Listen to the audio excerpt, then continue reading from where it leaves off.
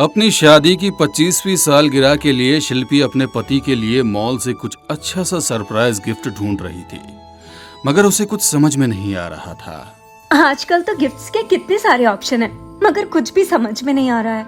कुछ गोल्ड ले लूं या सिल्वर में, या कोई ऐसी चीज जो मोहक को पसंद आ जाए, मगर क्या, कुछ भी नहीं समझ में आ रहा है। मोहक कभी कभी चीज की इच्छा ही नहीं जताते हैं। कितने संतोषी हैं, उनके लिए कुछ खास, मगर क्या।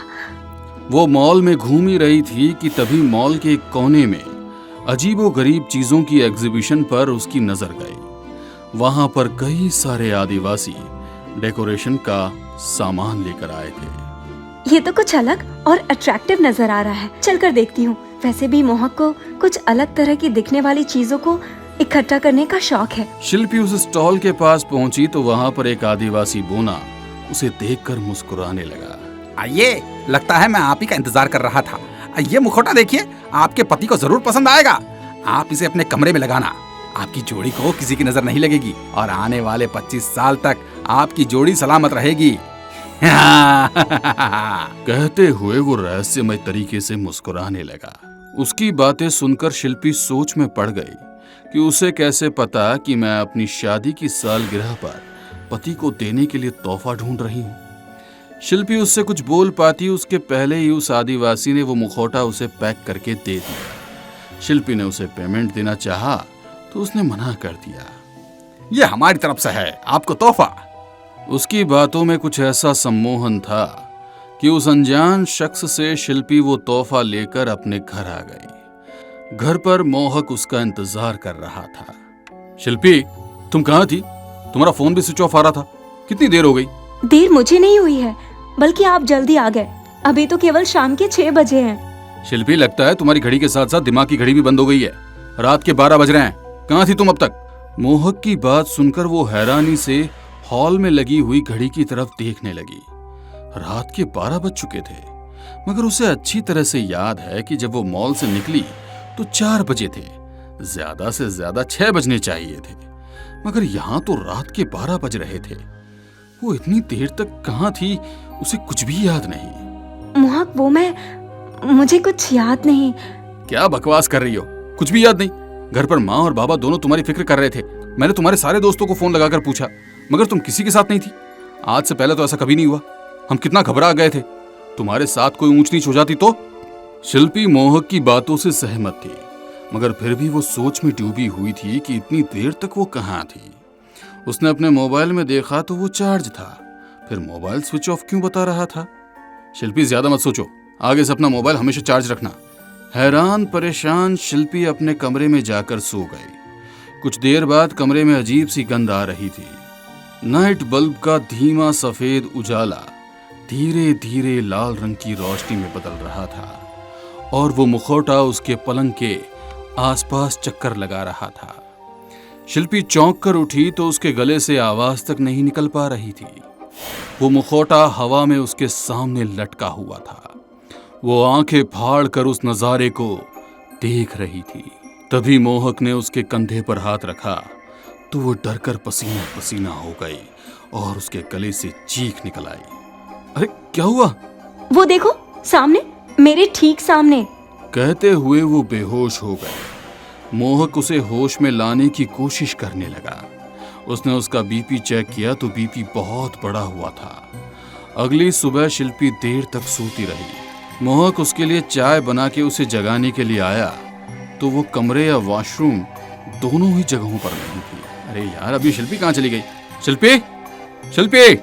मोहन शिल्पी को ढूंढ ही रहा था कि तभी उसे कमरे की सीलिंग से अजीब सी आवाज आने लगी। उसने कमरे की सीलिंग की तरफ आंख उठाकर देखा तो वो दंग रह गया। शिल्पी छिपकली की तरह दीवार से चिपकी हुई उनके पालतू कुत्ते को चबा रही थी। ये देख उसकी चीख निकल गई, मगर तभी अगले पल से शिल्पी वॉशरूम से आती हुई नजर आई।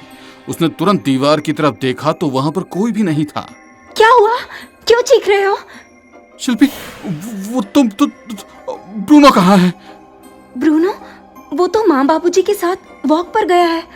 मोहक को समझ नहीं आ रहा था कि उसने अभी जो कुछ भी देखा वो सच था या भ्रम। मोहक ने शिल्पी को चाय नाश्ते की ट्रे पकड़ाई और तुरंत ऑफिस के लिए निकल गया। वो बस स्टैंड पर खड़ा बस के आने का इंतजार कर रहा था, मगर सब लोग उसे ही घूर घूर कर देख रहे थे। एक व्यक्ति उसके पास आकर बोला, भाई साहब, आपको दर्द नहीं हो रहा है क्या? दर्द? कैसा दर्द? आपका चेहरा देखिए। कहते हुए उसने अपना मोबाइल मोहक के चेहरे के सामने कर दिया। उसके चेहरे पर जगह जगह कट लगे हुए थे और उनमें से खून टपक रहा था। ये मेरे चेहरे पर क्या हो गया? ऐसा लग रहा है किसी ने नोच दिया हो, मगर किसने?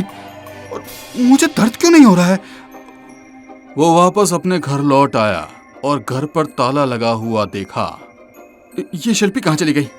माँ बाबूजी के वॉक से आने का समय भी हो रहा है। खुद से ही बात करते हुए अपनी चाबी से उसने घर का दरवाजा खोला तो सामने का नजारा देखकर हैरान रह गया। उसकी माँ और ब्रूनो दोनों जमीन पर मरे पड़े थे और शिल्पी के दोनों हाथ खून से सने हुए और चेहरे पर वो मास्क लगा हुआ था। वो बहुत ही भयानक नजर आ रही थी। वो धीरे धीरे मोहक की तरफ बढ़ने लगी। मोहक उसे देखकर डर से पीछे हट गया। शिल्पी आसपास उसके घूमने लगी। तभी मोहक के पिताजी वहां आ गए। बाबा, आप यहाँ से चले जाइए। देखिए शिल्पी को क्या हुआ है। उसने माँ को और ब्रूनो को मार दिया। हाँ, मुझे सब पता है। गलती सब तुम्हारी है। तुम लोगों को न जाने क्या अजीबोगरीब चीज इकट्ठा करने का शौक है। देखो, उसके मास्क की वजह से ही ये सब कुछ हुआ है। हाँ, ये मास्क कल मैंने अलमीरा में देखा था, मगर ये यहाँ कौन लेकर आया? मैं इसे लेकर नहीं आया, मैं सच कह रहा हूँ। पिताजी के हाथ में माताजी को चढ़ाए जाने वाली लाल चुनरी थी। उन्होंने वो चुनरी शिल्पी के सर पर डाली और चुनरी की मदद से वो मास्क उसके चेहरे से हटा दिया। उन्होंने फिर उस मास्क को उसी चुनरी में लपेट एक पेटी में बंद कर दिया। शिल्पी मास्क निकल जाने पर बेहोश हो गई और कुछ देर बाद जब उसे होश आया तो घर का नजारा देखकर हैरान हो गई। बाबा, ये क्या है? माँ के साथ ये किसने किया? जैसे ही उसे होश आया, मोहक गुस्से में उसके पास पहुंचा और चिल्लाकर बोला, सब कुछ करने के बाद पूछ रही हो कि ये किसने किया? ये सब तुमने किया। वो खतरनाक मास्क कहाँ से लाई थी तुम? बोलो। मास्क? कौन सा मास्क? वो आदिवासी मास्क। वो तो मैं तुम्हें एनिवर्सरी गिफ्ट देने के लिए लाई थी, उस मॉल से। कहाँ से लाई थी वहीं चलो, वो ही हमें अब इस मुसीबत से छुटकारा दिला सकता है। मोहन शिल्पी को लेकर उस मॉल में पहुंचा, मगर वहां पर ऐसी कोई एग्जीबिशन नहीं लगी हुई थी। किसी को भी उसके बारे में कुछ नहीं पता था। घर पर पिताजी नेट पर उस मास्क के बारे में सर्च कर रहे थे। उसके बारे में पढ़कर वो हैरान रह गए। सतपुड़ा के घने जंगलों में रहने वाले आदिवासी समुदाय के सदस्य उस मुखौटे को शैतान का प्रतीक मानते थे।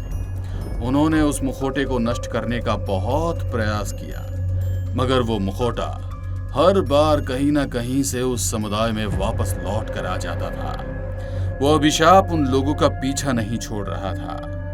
फिर एक बोना आदिवासी उसे लेकर कहीं भाग गया।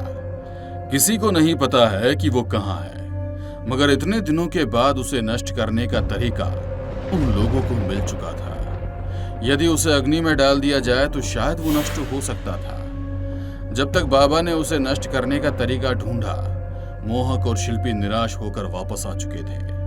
बाबा, कुछ भी हासिल नहीं हुआ ना? आपको कैसे पता? हम शायद उसे नष्ट कर सकते हैं। कहते हुए उन्होंने गैस जलाकर उस मुखौटे को उसके ऊपर रख दिया। तभी वो बोना आदिवासी वहां आया और उसने उस जलते हुए मुखौटे को उठा लिया। कोई इसे खत्म नहीं कर सकता है, ये अमर है। मैंने इसे शिल्पी को इसलिए दिया था ताकि उनकी जिंदगी की खुशहाली इसमें समा जाए। अब वो हो चुका है। तुम्हारे घर की बर्बादी शुरू हो गई है। अब कोई नहीं बचा सकता तुम लोगों को। कहते हुए वो आदिवासी वहां से गायब हो गया। उसके कहे हुए शब्द पूरी तरह सत्य थे। माँ के मरने के बाद पिताजी को अगले दिन हार्ट अटैक आ गया। मोहक की नौकरी छूट गई। वो दर दर भटक रहा था और इस पूरे काम के लिए शिल्पी अपने आप को जिम्मेदार समझकर पागल हो चुकी थी। पागल खाने में अपने अंतिम दिन गिन रही थी। आज भी वो आदिवासी उस मुखौटे के जरिए कई लोगों के घर की सुख समृद्धि छीन चुका है। कहीं आपको भी तो किसी खास तोहफे की तलाश नहीं है?